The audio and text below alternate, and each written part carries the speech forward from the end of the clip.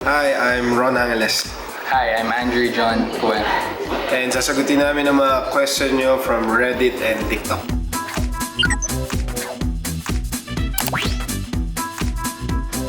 Ako, yes, of course. Ako din po, yes. Siguro sa akin, Piolo Pascual, Mon Confiado, JC Santos. At sa akin naman po si Coco Martin, Leonardo DiCaprio, at Tom Hanks. Respect is very important po. At saka be wiser sa mga decisions natin. Respeto sa bawat isa.